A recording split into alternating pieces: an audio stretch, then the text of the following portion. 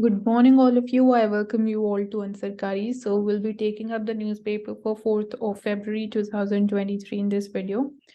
So, we see that RBI is saying that banking sector it remains stable and it is resilient, and this comes amid the Adani imbroglio that is going on. And so here, for us, what is important is to look at what are the different factors that it needs to be analyzed or have a look at in order to understand that the banking sector it is stable and it is resilient. So that includes the capital adequacy, it is regarding the asset quality, the liquidity, then provision coverage, profitability. So all of these are different factors, and apart from that, banks they're also in compliance with the large exposure framework guidelines which were issued by RBI. And the Corporate Affairs Ministry has also started a preliminary review of the Adani Group's financial statements and other regulatory submissions. So all these things are being looked into by the ministries, by RBI, and also the banks which are having exposure to Adani groups. So that is there. And so Supreme Court basically delivers a judgment regarding passive euthanasia. So here a constitution bench of the Supreme Court it has removed insurmountable obstacles for the implementation of the advanced medical directives given by terminally ill patients who are beyond cure or hope, and to withdraw the medical treatment and die with dignity. So this is called passive euthanasia. So the process basically regarding the advanced medical directive, it was cumbersome and it was very difficult to implement. So few changes have been made in that by the Supreme Court. So now under the advanced medical directive, there's a need to that it should be signed by the executor or the patient and independent witnesses in the presence of a notary or a gazetted officer who would record his or her satisfaction that the advanced medical directive it was voluntary and executed without coercion, without any force. And this AMD, it will be like if the executor chooses, it may be made a part of the digital health records also. So this is few changes have been made. The process has been made a little simpler and more easier.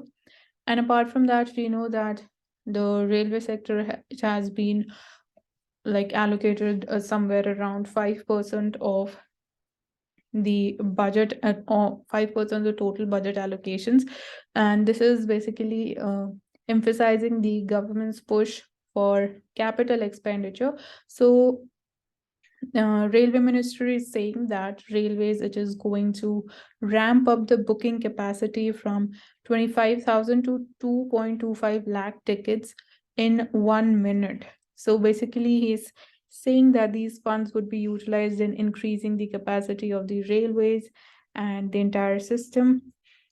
And apart from that, obviously some other steps would be taken to increase the capacity and effectively utilize the capital expenditure that has been allotted.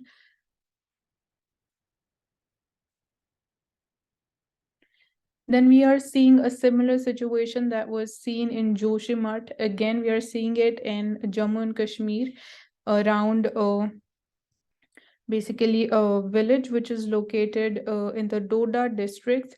So it is situated on the slope, so with the Chenab river nearby. So in the picture you are like you can see how deep cracks they are again developing in villages around Jammu and Kashmir also. So here we are seeing that nature is now reacting to overburden, to the construction, to the unplanned construction activities that has been conducted over so many years. And obviously, this is a very big threat to the life of the people, to the businesses that are set up there, to their livelihoods. So, all we are seeing some similar instances that were witnessed in the Joshima situation. And obviously, people were evacuated out of there, and we could see that they were crying and they were so emotional because obviously they had to shift to another place, which was very like they could not stay connected with their roots. And that is there. So this is majorly, we can say, because of the unplanned development. And Tihar jail is going to get artificial intelligence powered surveillance system. So what are going to be its components? So there will be 20 artificial intelligence powered cameras with built-in facial recognition to be installed there.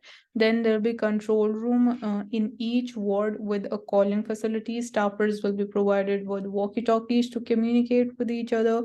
Then optical fiber network to do away with the manual billing in canteens, and a biometric system will also be put in place to help manage the records.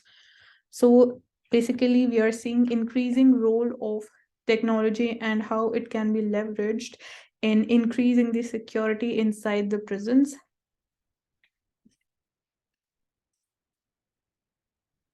Then there's going to be the 13th edition of the International Theatre Festival in Kerala. So it would be having music, dance, drama, and dialogues. So this becomes important. And coming to the editorial section, so again, the budget, it emphasized on going green, on energy transition towards green energy. So definitely budget can help India transition out of its dependence on the fossil fuel, specifically on meeting our energy requirements. So we know that government is the target of like achieving the target of being a net zero carbon emission country by 2070. So at the same time, we are expecting that this year we are going to surpass China in terms of the total population. So India is soon going to be the world's most populous country. So definitely our energy demand is going to increase. So under this backdrop, it becomes important that we quickly shift to green energy sources. We increase our domestic capacity. So the transition to the green alternatives from the current reliance on the fossil fuels it is therefore an urgent imperative. And at the same time, it is an opportunity to leverage this move to catalyze new industries and generate jobs on a sizable scale and add to the overall economic output. And obviously, it's an opportunity for India to emerge as world's green energy player. And at the same time, we are also emphasizing on electric vehicles. So different like brands, they are now coming up with different kinds of vehicles, electric vehicles. So we are seeing a gradual shift towards electric vehicles with simultaneous, and we can again say increase in the demand for them. And we are also seeing coming up of the charging infrastructure also. So budget heartily it proposes to exempt the customs duty on the import of the capital goods and the machinery required to manufacture the lithium ion cells used in electric vehicles batteries. So this is one step that has been taken in order to boost the domestic manufacturing of EV batteries. And apart from that, there's going to be a viability gap funding mechanism to support the creation of battery energy storage systems with a capacity of about 4,000 megawatt hour. So here we are talking about creation of battery energy storage systems. So this becomes important because green energy, that is the electricity that is generated through solar energy, wind power, and tidal energy, they are not continuous in nature. So it becomes important that they need to be stored, and then they can be transmitted when there's a demand for energy. And so this creation of battery energy storage system becomes important. And there's also going to be a interstate transmission system, and this would be helpful for Ladakh as the large barren land and where the country's highest levels of sunlight is available in Ladakh. So it is considered an ideal location to site the photovoltaic arrays for producing a substantial capacity of solar power. So it would help in easy transmission of electricity from there. So all these things are important, and certain steps that are like that were mentioned in the budget 2023. Then this article is talking about judicial transparency and making the judicial process more accessible. So firstly, we see that the Supreme Court had agreed to live telecast some of its hearings, and secondly, it also it said that now the judgments they would be translated in 4 languages, which would be in Hindi, Gujarati, Odia, and Tamil, because we see that around 99.9% of the citizens they're not able to easily comprehend the judgments in English language. So these were majorly, we can say, 2 steps that we can say are in the direction of making a judiciary more accessible and more transparent, and reducing the gap between judiciary and the citizens. So recently Supreme Court also held that charge sheets they are not public documents, they cannot be shared with the public before the trial. So this is basically in contradiction to this the previous 2 steps that were taken by the Supreme Court. And also when we talk about making FIR also public, that basically in the judgment, that is Youth Bar Association of India versus Union of India 2016, it was directed the first information report in any case it should be on the relevant investigating agency's website within 24 hours of its registration. So on the one hand, like Supreme Court said that FIRs they need to be made public, they need to be there on the websites of the different investigation agencies within 24 hours. And at the same time, it is saying that charge sheets they are private documents, they cannot be shared. So that is on the account that the charge sheets they are comprehensive account of the crime in question, and they had vital information such as a list of prosecution witnesses and documents in support of the investigating officer's conclusions. So this reason was cited by Supreme Court that why they cannot be made public. And it also said that though obviously this material would be made public, it would become public during the trial process, but before the trial begins, it can be detrimental to the accused and to the victim. So that is there. And when we compare to the times when India got independence, so we saw that during those early days, when constitution was implemented, we saw that confidentiality, it was the mantra in every aspect of the judicial activity. It was held in a secretive manner. It was like the information was held confidential. But now we are in a situation where judges they are often criticized in the media for their judicial decisions that are unconventional and are not aligned with the popular expectations. So the author of this article, R.K. Raghavan sir, has to say that according to him, sharing a charge sheet with the public on demand, it is very much in order. There's nothing wrong with sharing a charge sheet. So he believes that charge sheet can be shared with the public. He says that it denied an opportunity to evaluate the quality of the investigation. So that is one barrier. And he said that instead, the prospect of the critical analysis by a rank outsider has the potential to enhance the soundness of an investigation. So he says that on this basis, citing this reason, he says that charge sheets they should be made public and prevent the tendentious prosecution against the innocent individuals which are not based on facts. So these, he says that these can be the benefits if charge sheets they are made public, they are available with the public, and a trial court will actually benefit from the outsider scrutiny of the prosecution case if a charge sheet is made available to the lay public. So that is there. And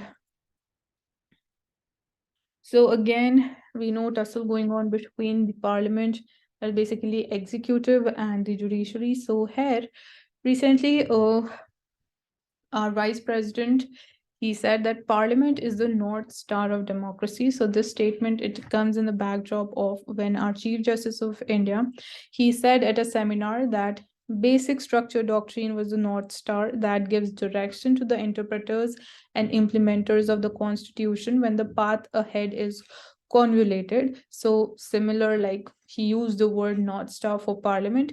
So a vice president said that it is the parliament is a place for discussion and deliberation to realize the aspirations and dreams of the people, and it is not a place of disturbance. So we are required to work in accordance with the rules. So that is there. And apart from that, I hope you should be you would be knowing about the PM Kusum scheme, which is Pradhan Mantri Krishi Urja Suraksha Evam Uthan Mahabhiyan. So it has basically three components. First is that farmers, they should install solar power plants worth 10,000 megawatts on their fields. And secondly is installing 20 lakh solar powered agricultural pumps that are not connected to the grid. So they are off grid. And third component is converting 15 lakh agricultural pumps which are already connected to the grid into solar pumps. So these are the three components. And the Union Law Minister, he said that Supreme Court is yet to respond on the guidelines for judges' appointments. So the central government feels that there should be a proper memorandum of procedure when it comes to appointment and transfer of Supreme Court and High Court judges. And Supreme Court is yet to reply on this thing. So few time ago, we saw an incident regarding the cough syrups that were exported from India, and they led to children dying because of the consumption, and because it was accused that the cough syrups, they had some toxic elements. But now again we are seeing in case of the eye drops, which are used as artificial tears and that were exported from India to US. So it has been found that there were 55 adverse events because of their usage, which led to infections, loss of vision, and contamination in the eyes of the people who were using those eye drops. So the company that has exported them is the Global Pharma Healthcare. So it has recalled the products from US market, and it is a Chennai based firm. So these eye drops, they are not sold in India. And the CDC, it warned of infections and even a death of a person because of this, and they are saying that it is because of contamination. So the Center for Disease Control and Prevention has said this. And using a contaminated artificial tears, it increases the risk of eye infections that could result in blindness or even death of the person. So we can say a second incident regarding the pharma products that are exported out of India. And this can be a huge detrimental to the India's global image, and also as India is a global manufacturer when it comes to generic drugs. So that can negatively impact the Indian manufacturers. And secondly, India is going to showcase the success in rural tourism and archaeological tourism at G20 meeting, which is being now held at the Run of Kutch. So even these G20 meetings, they are being held at different places all over India in order to promote those places, to promote their significance. So here we see that Ladpura Khas village, which is there in Madhya Pradesh, the Konoma village of Nagaland, and the heritage site like Dholavira, which is there in Gujarat. So these will be showcased as success stories of rural and archaeological tourism. So the idea is to prevent rural tourism as a means of community empowerment and poverty elevation, because obviously it would be generating more jobs and increasing the income of people.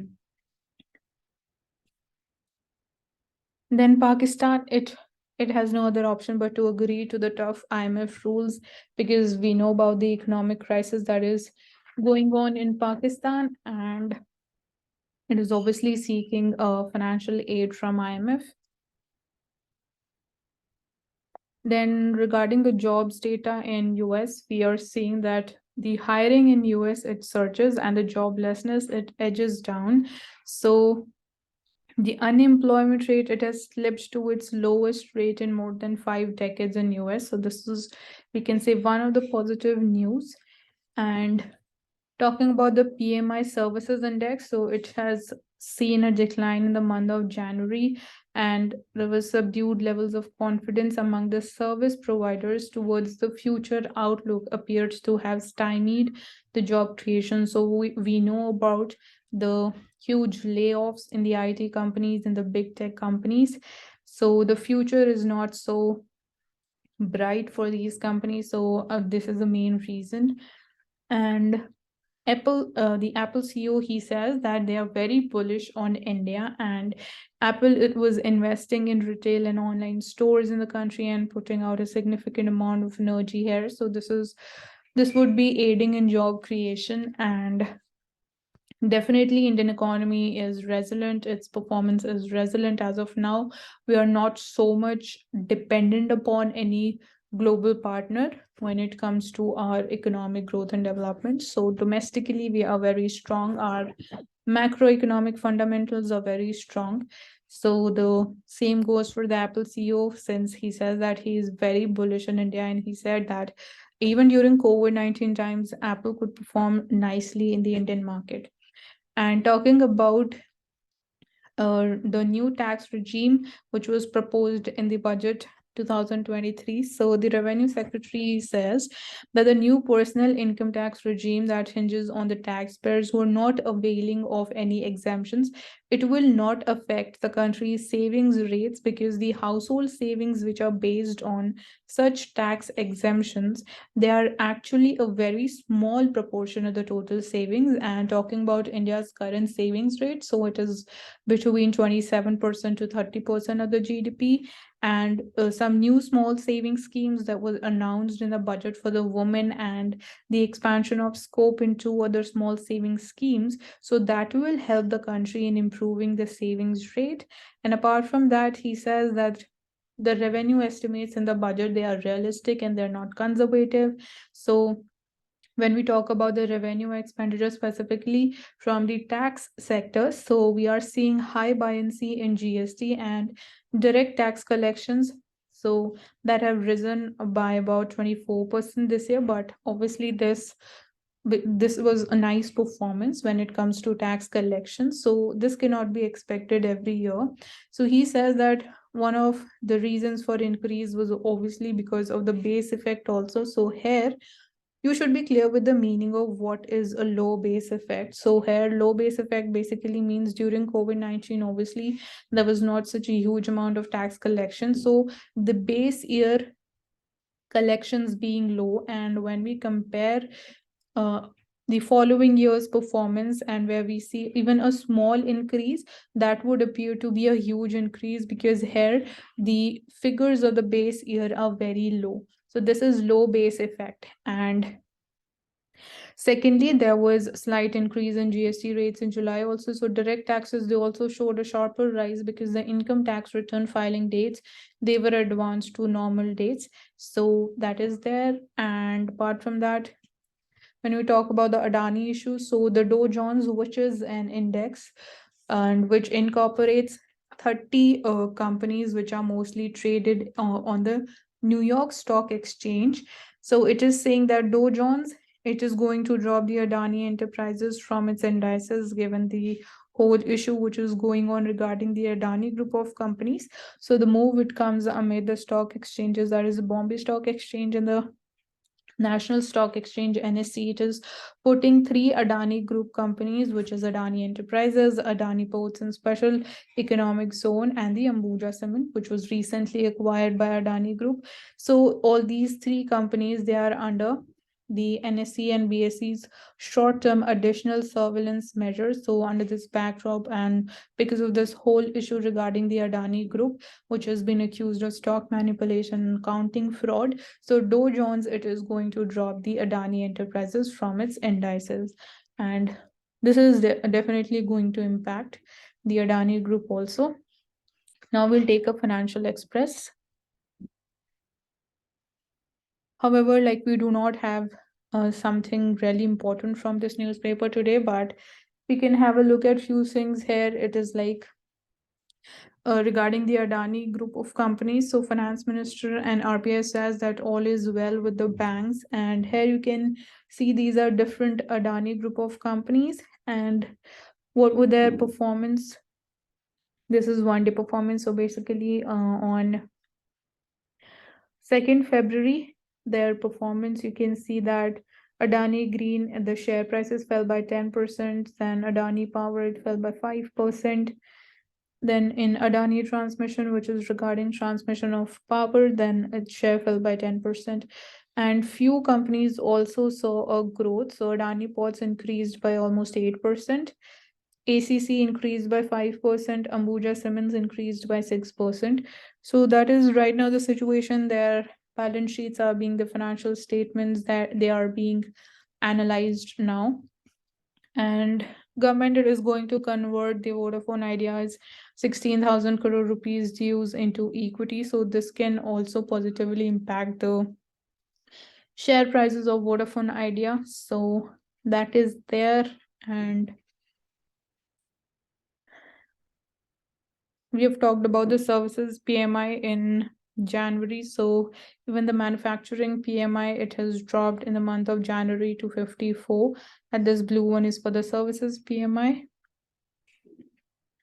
And the indirect tax board, it is keen on widening the taxpayer base. So we are now looking at enabling data analytics to analyze and to see the gaps and accordingly take steps so that the taxpayers base it is increased and made more broad based.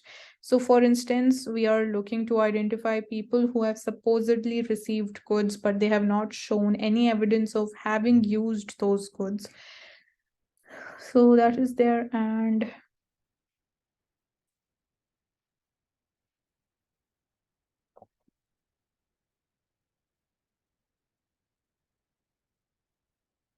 so Prime Minister says that help those in need. So today, whatever is lagging behind in the race for development, it is the first priority for the country. That is, the country is giving priority to those who are deprived. And we are soon going to have a monetary policy committee's meeting. So we are expecting that the repo rate it would be hiked by 25 basis points, that is 0.25%. And this would lead the repo rate to 6.5%, and there's a likely indication of a future pause at the upcoming monetary policy committee, which is going to be held over 6th to 8th of February. And so these are just expectations as of now. We'll be having a look what is going to be the decision of the monetary policy committee. So that's all for today. Thank you for joining in Sarkari, and see you soon in the next video. And also you'll be getting the PDF link in the description box. So do not forget to subscribe to our channel, hit the like button for this video if you found it helpful, and share it as much as possible. Thank you so much for joining us.